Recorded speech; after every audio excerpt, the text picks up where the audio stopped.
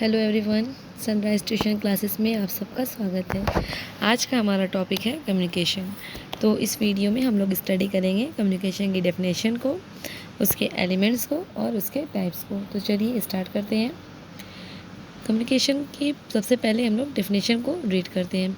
Communication is the process of exchanging information, ideas, thoughts and feelings between individuals or groups. In a society, people need to convey their needs, opinions, and beliefs.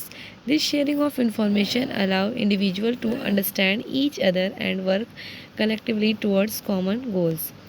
तो communication एक ऐसा process है जिससे हम लोग अपनी information को, अपने आइडिया को और अपने थॉट्स को, अपनी फीलिंग्स को एक दूसरे के साथ शेयर करते हैं। ठीक है, मतलब अगर मान लीजिए हमें अपनी कोई भी बात किसी इंसान के साथ अगर हम शेयर कर रहे हैं तो ये भी एक हमारा कम्युनिकेशन होता है। ठीक है, या अगर हम मान लीजिए कि व्हाट्सएप पे आप किसी के साथ चैट कर रहे हैं तो वो भी एक आपका कम्युनिकेशन प्रोसेस है।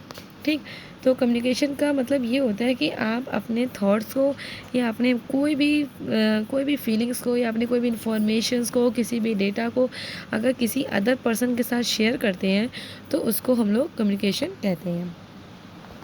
नेक्स्ट है हमारा एलिमेंट्स ऑफ कम्युनिकेशन। तो एलिमेंट्स ऑफ कम्युनिकेशन क्या होते हैं, मतलब कि कम्युनिकेशन में कौन कौन से स्टेजेस से हमें गुजरना पड़ता है या कौन कौन से इंपॉर्टेंस एलिमेंट्स हैं कम्युनिकेशन के। आप ये भी कह सकते हैं कि कौन कौन से इंपॉर्टेंट्स एलिमेंट्स हैं कम्युनिकेशन के, क्या क्या कम्युनिकेशन में होता है।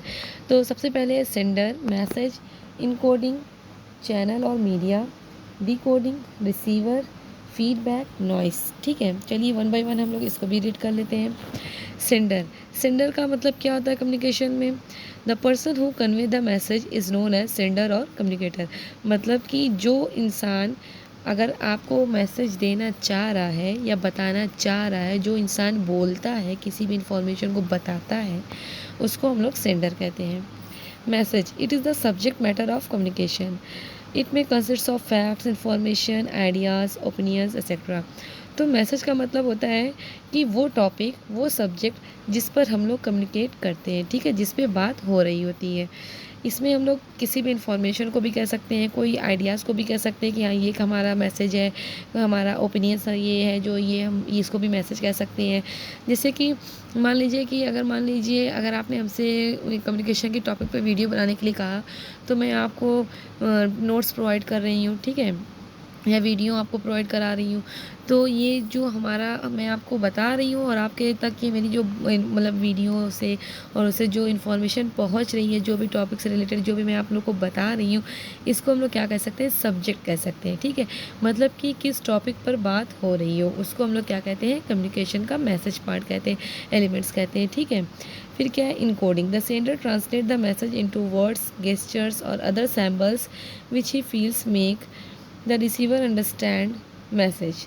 ठीक है, तो इनकोडिंग का मतलब होता है कि जैसे अगर मान लीजिए अब हमको कोई बात अपनी बताना है किसी एक पर्सन को, ठीक, और उसको हिंदी नहीं आती है, उसको सिर्फ इंग्लिश आती है और मुझे अब वो बात बताना है उसको। तो अब ऐसा अगर मैं उसको हिंदी नहीं आती और मैं जाके हिंदी में बोलूँ तो कुछ तो समझ में आएगा नहीं।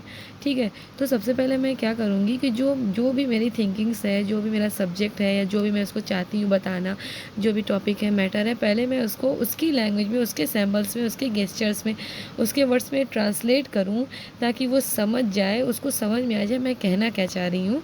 ठीक है, तो उसी चीज़ को, उसी प्रोसेस को हम लोग क्या कहते हैं, इनकोडिंग। ठीक है, फिर नेक्स्ट है हमारा चैनल और मीडिया।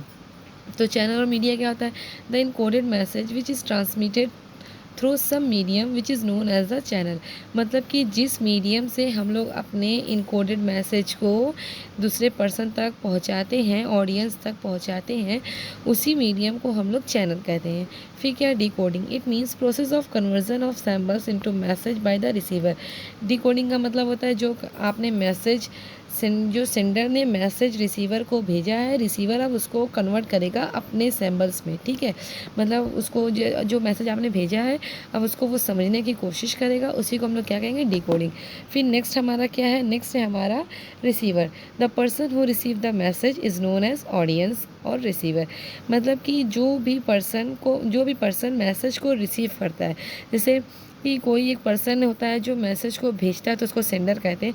तो जिसके लिए वो मैसेज भेजा जाता है, जो उस मैसेज को रिसीव करता है, एक्सेप्ट करता है, पढ़ता है, उसको हम लोग क्या कहते हैं? रिसीवर कहते हैं। ठीक है। नेक्स्ट है हमारा feedback. The receiver send his response to the sender of the message, such response is known as feedback. मतलब जो रिसीवर है, जब उसको मैसेज मिल जाता है तो मैसेज मिलने का वो रिस्पॉन्स देता है सेंडर को कि हाँ, आपने ये जो मैसेज मुझे भिजवाया था, ये जो इन्फॉर्मेशन मुझे भिजवाया था, ये मुझे मिल गई है। अब जो उसका रिस्पॉन्स होगा वो सेंडर को भेजेगा, उसी रिस्पॉन्स को हम लोग फीडबैक कहते हैं। ठीक है। फिर आता है noise. It means an obstructions और hindrance in the process of communication. ठीक है। तो हम लोग नॉइज़ को ये भी कह सकते हैं कि जो भी बैरियर्स या जो भी ऑब्स्ट्रक्शंस या मतलब जो भी रुकावट कह सकते हैं, रुकावट या जो भी कोई ऐसे मान लीजिए कि बैरियर्स कम्युनिकेशन में आते हैं, उन्हीं को हम लोग क्या कहते हैं? नॉइज़। अब नेक्स्ट हमारा टाइप्स ऑफ कम्युनिकेशन। मतलब कम्युनिकेशन कितनी तरह की होती है? ओरल होती है, रिटन होती है, नॉन वर्बल होती है, विजुअल होती है, डिजिटल होती है। ठीक है।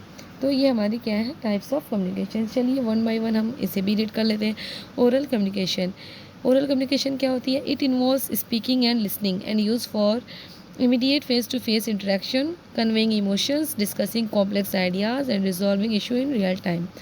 तो ओरल कम्युनिकेशन का मतलब होता है जो कम्युनिकेशन हम लोग बोलते हैं, बोल कर करते हैं। ठीक है। बोल कर करते हैं और वो तुरंत हो जाती है, जैसे फेस टू फेस, जैसे कोई सामने मेरे खड़ा है, हमने उससे बातचीत कर ली, वो इमीडिएट हमारा जो इन्फॉर्मेशन है मैंने उसको ट्रांसफ़र कर दिया।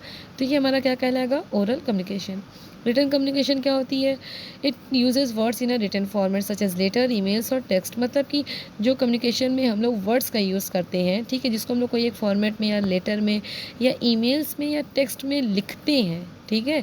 जो कम्युनिकेशन हम लोग लिख कर किसी तक पहुंचाते हैं, ठीक है, जिससे हम लोग लिख कर इन्फॉर्मेशन पहुंचाते हैं। जैसे कि मान लीजिए कि अब हमने कोई व्हाट्सएप पे चैट करते हैं, कोई इन्फॉर्मेशन आपको अपने फ्रेंड को बताना है, तो आप लिख के उसको बताते हैं, तो ये क्या हो गई? आपकी रिटन कम्युनिकेशन हो गई।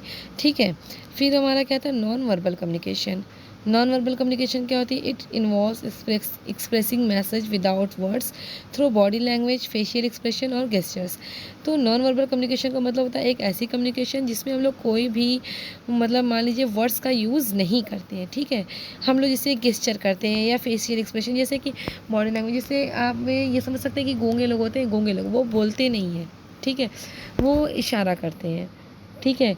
और जैसे मान लीजिए कि पेरेंट्स होते हैं, जब बच्चे छोटे होते हैं तो पेरेंट्स जब बच्चों को डांटते हैं, मान लीजिए कहीं आप अगर अपने अपने पेरेंट्स के साथ एज अ गेस्ट कहीं गए हैं और थोड़ा मान लीजिए थोड़ा मिसबिहेव करते हैं, तो आपके जो पेरेंट्स होते हैं वो आपको ऐसे घूर कर देखते हैं, तो वो अपनी बॉडी लैंग्वेज से आपको ये बताते हैं कि मैं आपको डांट रहा हूँ और वो काम जो आप जो मिसबिहेव कर रहे हो उसको आप कंटिन्यू मत करो। ठीक है।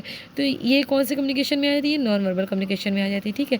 जैसे गूंगे लोग होते हैं ना, वो बोलते नहीं, वर्ड्स का यूज़ नहीं करते हैं, वो गेस्चर करते हैं। ठीक है। तो वो भी हमारी एक बॉडी लैंग्वेज में आ गए ना, तो ये भी हमारा नॉन वर्बल कम्युनिकेशन होता है। Visual communication. विजुअल कम्युनिकेशन क्या होती है? It uses image, graphs, charts और videos to convey a message. मतलब कि जिस कम्युनिकेशन में हम लोग वर्ड्स का यूज़ ना करें, ठीक है, बॉडी लैंग्वेज का यूज़ ना करें, बोले ना, बट हम उसमें ग्राफ को दिखाएं, चार्ट्स को दिखाएं या इमेज को दिखाएं या किसी वीडियो को दिखाएं, तो वो हमारा क्या कहलाएगा? वो हमारा कहलाएगा विजुअल कम्युनिकेशन। जैसे कि फॉर एग्जांपल अगर मान लीजिए आजकल व्हाट्सअप सब लोग यूज़ करते हैं, ठीक है, इंस्टा यूज़ करते हैं, तो अगर किसी की स्टोरी अच्छी रहती है तो हम लोग वहाँ पर थंब का इमोजी की थम्स अप का होता है ना, इमोजी भेज देते हैं, या खूब एक्साइटमेंट का इमोजी भेजते हैं, या स्माइलिंग वाला इमोजी भेजते हैं, हार्ट का इमोजी भेजते हैं। तो ये हमारी कौन सी कम्युनिकेशन में आती है? ये हमारी विजुअल कम्युनिकेशन में आ जाती है। ठीक। नेक्स्ट है हमारा digital communication. It uses technology for communication including email, social media and video conferencing. तो डिजिटल से आप लोग सभी समझ रहे हैं कि डिजिटल का मतलब होता है टेक्नोलॉजी का यूज़ करना। तो एक ऐसी कम्युनिकेशन जिसमें हम लोग टेक्नोलॉजी का यूज़ करें, जैसे कि ईमेल्स के थ्रू किसी को हम कुछ बताएं, या सोशल मीडिया का यूज़ करके हम लोग किसी को अपनी इन्फॉर्मेशन पहुंचाएं, या मान लीजिए वीडियो कॉन्फ्रेंसिंग करके हम पहुंचा रहे हैं। तो ये कम्युनिकेशन हमारी किस में ऐड की जाएगी? डिजिटल कम्युनिकेशन में। ठीक है। तो आज की इस वीडियो में उन्होंने definition of communication, elements of communication और टाइप्स ऑफ कम्युनिकेशन को डिस्कस किया है। नेक्स्ट वीडियो में हम लोग कम्युनिकेशन के इम्पोर्टेंस को डिस्कस करेंगे, ठीक है, और उसके बैरियर्स को डिस्कस करेंगे। Thank you. Have a nice day.